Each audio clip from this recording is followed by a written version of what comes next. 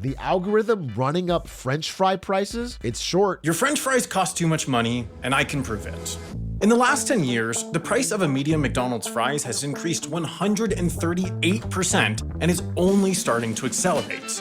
In just the last 2 years, between July of 2022 and July of 2024, the price of frozen potatoes rose a staggering 47%, taking French fries along for the ride. And while you've probably heard a lot about inflation recently, this is not happening because of inflation.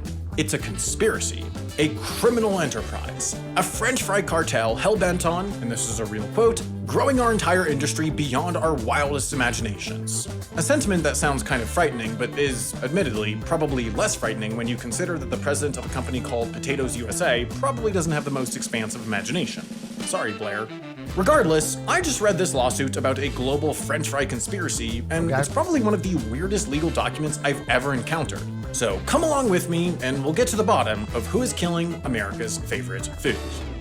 Like any French fry, the story begins with oil. But not vegetable oil or peanut oil, we're talking about Standard Oil. Okay. The 19th century behemoth that, for a brief period, controlled 88% of all refined oil in the United States. And it turns out that when you control 88% of all refined oil in the United States, Make a lot you of can money. kind of do whatever you want. You can force other oil companies out of business, you can single-handedly set the price of oil, you can even have the police shoot your union organizers, if that strikes your fancy. Things were not great, and around the end of the century, the United States banned monopolies like Standard Oil from owning that much of a single industry.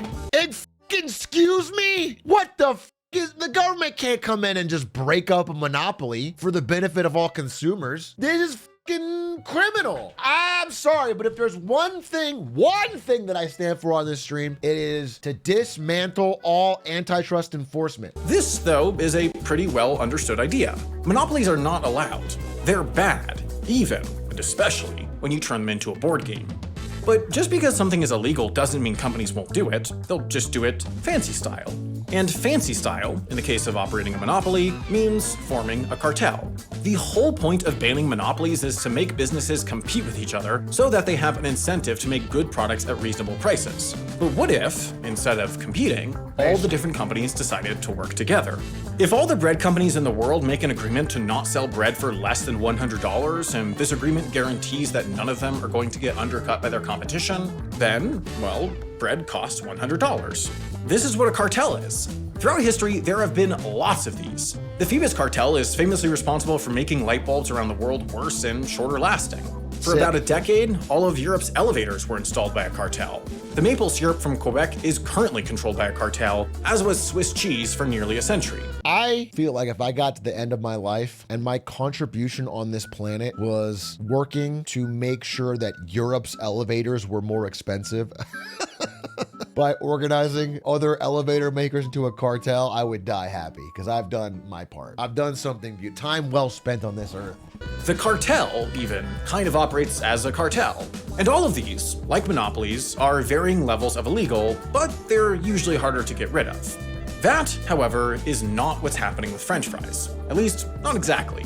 The French fry cartel is a little more sophisticated and probably a lot harder to destroy. The alleged cartel, I should say. And anytime I said French fry cartel earlier in the video, just remember that I said alleged, which is definitely the word that I said. Anyway, the cartel in question is composed of these four companies: Lamb Weston, McCain Foods, the J.R. Simplot Company, and Cavendish Farms. Okay. Together, these companies control about 97% of all the frozen potatoes on Earth. And like any normal cartel, you see these same kind of suspicious, coordinated price increases across the entire industry. In February of 2021, McCain Foods slightly increased the per-pound price of frozen potatoes by an amount that was exactly mirrored by JRS and Cavendish. And the same thing happened again in September, starting with Lamb Weston, and the same thing happened again in the following February with all four companies, and then again in April, and then again in May, and then again in July, and then you get the idea. Interesting. For the last few years, all four of these companies have kept their prices almost exactly in line with one another, and not a single one has made any attempt to undercut the others.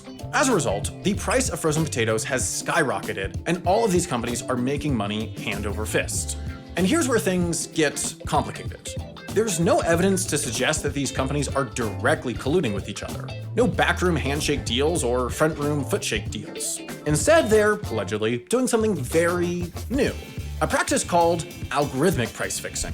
I wonder if he mentions RealPage. The way I've seen this is with RealPage and with landlords, where all these landlords, big or small, sign up for RealPage, and then it algorithmically increases or holds steady all of their rents that they charge so that they all collectively can raise the price of rents in an area. Pre-watched? Is he gonna talk about this? Okay, I'm sorry. I've already talked about RealPage. I've talked about RealPage on this stream many times. Hotels work the same way. That wouldn't surprise me if every hotel in a city worked together. My apartment complex is named in that lawsuit. Really? Yeah. What's happening here is that all 4 of these companies have subscribed to a third-party program called Potato Track. I put up the logo for it here, but it doesn't seem to have any kind of public-facing branding whatsoever. And that's probably because Potato Track's entire purpose is, at least seemingly, to create a legal loophole for doing potato-related crimes. How? Well, it's pretty simple. All 4 cartel members feed their commercially sensitive data, like supply costs, sales figures, and marketing details, into Potato Track, which then aggregates that data and gives identical reports to all 4 companies, effectively giving each of them the same advice on how they should price their potatoes without any of the companies actually talking directly with one another. And voila, now you have a cartel without actually having a cartel. If this sounds bad, it is, but what if I told you that it was more bad? Because this isn't just happening with French fries. I just picked French fries because I thought it would make for a kind of funny title. No, this is happening with meat, sugar, ride-sharing apps, airlines, hotels, insurance, and yes, even rent. You thought you were clicking on a funny video dunking on overpriced French fries, but I'm about to explain why you're never going to own a house.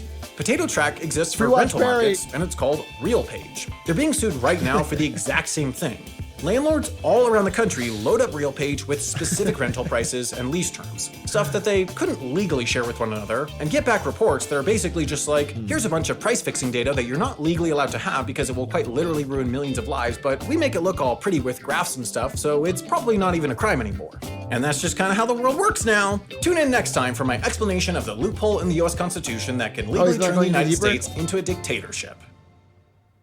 Now, this video really only scratched the surface of the way that data can be used and manipulated to make the world a very different place. But if that's the kind of thing that interests you, I'd recommend checking out this course on data visualization from our sponsor, Brilliant. Check out Brilliant! Check out Brilliant. I think, though, that, I mean, this is why I liked Lena Khan, was because Lena Khan had, I believe, sued RealPage. I believe the FTC sued RealPage and was like fighting him, but now she's gone. I miss Queen Lena because that shit sucks. I mean, it literally is just, there's so many things with tech where it's like something is illegal and then they just do the same illegal thing but through a computer. And because the government is so slow at figuring out computer, it's like, well, I guess it's legal. It's just like when you underpay an Uber driver below minimum wage. It's like, that's illegal, but it's like through computer. You know, it's not, it's just a bit unfortunate. Anyway, good video. I hope there's progress fighting RealPage because I think RealPage sucks. And I guess Potato Track as well. I didn't know about that. RealPage filed to dismiss the lawsuit against them in December, but just 2 months ago, the Department of Justice responded. The DOJ declined the motion to dismiss the case, which could be seen as a positive omen. As of me editing this video, the lawsuit is still ongoing.